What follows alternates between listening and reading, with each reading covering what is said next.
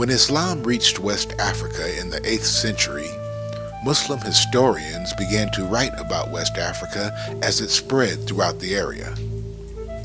Documents about the history of this region show Arab historians knew it as the Balad al-Sudan, the land of the blacks.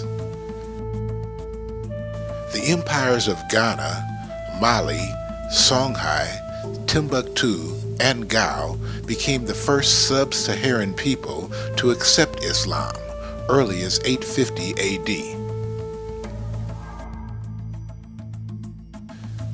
Commercial centers provided the first places of worship as traders began to have prayer areas in the towns.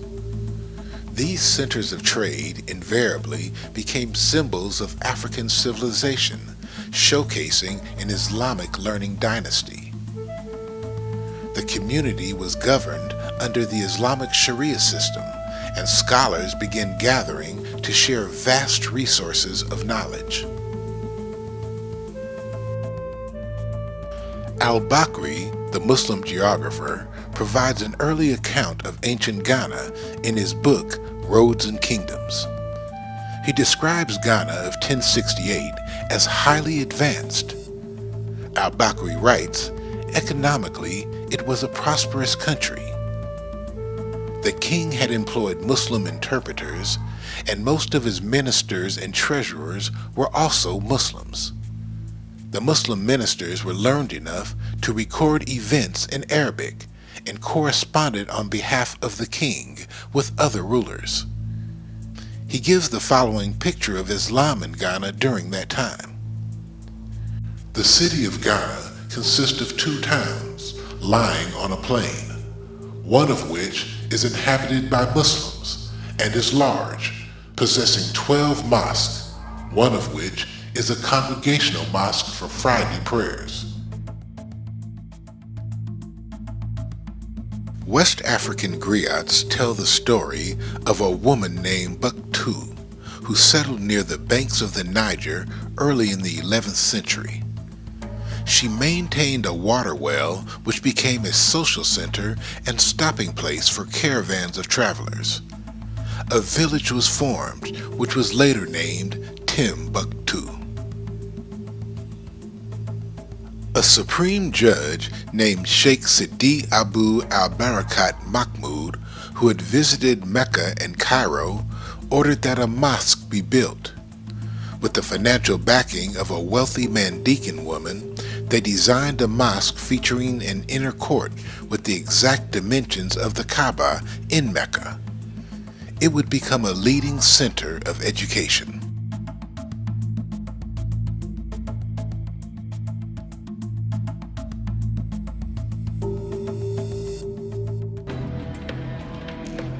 Timbuktu had long been a destination or stop for merchants from the Middle East and North Africa. It wasn't long before ideas as well as merchandise began passing through the fabled city. Since most, if not all these traders were Muslim, the mosque would see visitors constantly. The temple accumulated a wealth of books from throughout the Muslim world, becoming not only a center of worship, but a center of learning. Books became more valuable than any other commodity in the city, and private libraries sprouted up in the homes of local scholars. In addition to books, Timbuktu accumulated navigational maps and logs from geographers throughout the world. During the 10th century, stories began to surface of sailors reaching a distant land.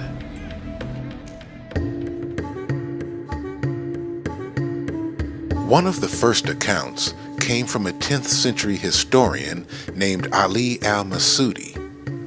An accomplished geographer, philosopher, and natural scientist, he wrote a book called In the Meadows of Gold and Quarries of Jewels. In it, he tells the story of a young man from Spain named Kashkash ibn Sa'id, who crossed the Atlantic Ocean, made contact with people on the other side, and returned in the year 889 AD. Al-Masudi wrote, Cash gathered a group of young men and went on a voyage on this ocean. He returned with a fabulous booty.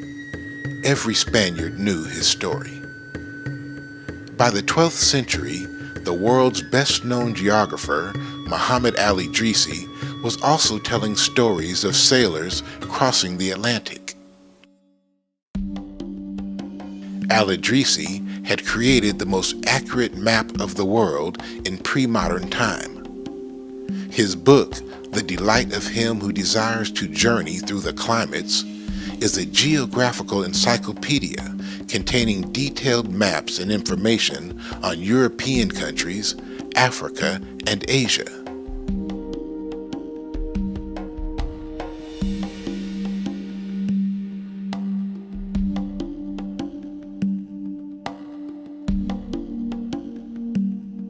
The Book of Roger, which was drawn by Al-Idrisi in 1154 for King Roger II of Sicily, contained legends written in Arabic and was copied by geographers for 3 centuries without alteration. In his book, Al-Idrisi told stories of a Moorish ship which had crossed the Atlantic around 800 AD. He added validity to the reports recorded by other Muslim historians and geographers concerning Muslim seamen and navigators crossing the Atlantic Ocean. He also wrote about Portuguese seamen who crossed the Great Sea.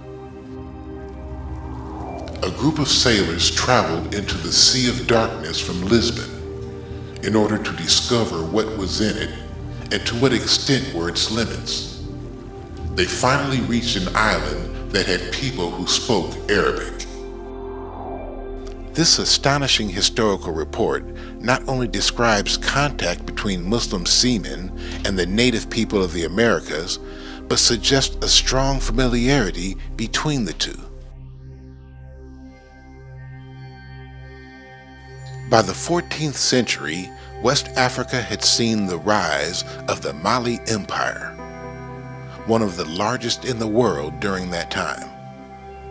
The king of Mali was Mansa Abu Bakari, who was the nephew of the empire's founder, Sundiata Keita. As a young man, Abu Bakari heard stories of a land across the Atlantic and dreamed of sailing off into the massive ocean. While studying at Sankore University, Abu Bakari encountered maps from Muslim geographers such as Al-Masudi and Al-Idrisi, who had concluded that the Atlantic Ocean was not the western edge of the world. He learned about ocean currents, studied navigational charts, and also heard amazing tales of Sudanese people who had ventured across the Atlantic some 2,000 years earlier. Abu Bakari had been assured by learned professors and Arab geographers that new lands lay on the other side of the Great Green Ocean. Sometime around 1304, Abu Bakari assembled a fleet of ships and sent them west across the Atlantic in search of the new land. Accounts of the expedition are documented in a book by 14th century Arab historian Al-Umari. According to his writings, Mansa Abu Bakari launched 200 ships filled with men and a further 200 ships amply stocked with food, gold, and water to last for 2 years. African griots, who are known as the oral historians of African civilization, tell the story of one of those ships returning and informing Abu Bakari of their journey. The captain told him of their success in reaching a beautiful new land. Upon the news, the African ruler would gather a fleet of 2,000 ships, which he would lead himself. Ready were his best sailors, farmers, and carpenters, and in the year 1311 he would hand over the government and the title of Mansa to his brother Kankan Musa and fulfill his lifelong dream to sail across the Atlantic. people from what was then the Mali Empire took off. It's almost certain they took off. The big debate is whether they arrived in the Americas. You see. So there's a considerable agreement that they took off in order to cross the Atlantic. And then there are elements of sculpture, as you know, in Mexico, which has so-called Negroid features. And we know the sculpture goes back 2,000 years. So obviously that sculpture must have had models long before Christopher Columbus crossed the ocean blue.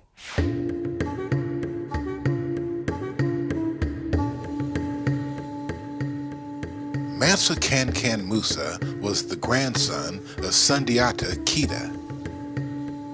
After assuming the throne from his brother, he led Mali to become the largest and richest realm of Africa. Unlike Abu Bakari, Musa was interested in extending the borders of the empire to the east toward Cairo. He captured the neighboring kingdom of Songhai and its major city, Timbuktu. Mali already had firm control of the trade routes to the southern lands of gold and the northern lands of salt. Musa brought a large part of the western Sudan within a single system of law and order. This was a big political success and made Mansa Musa one of the greatest statesmen in the history of Africa.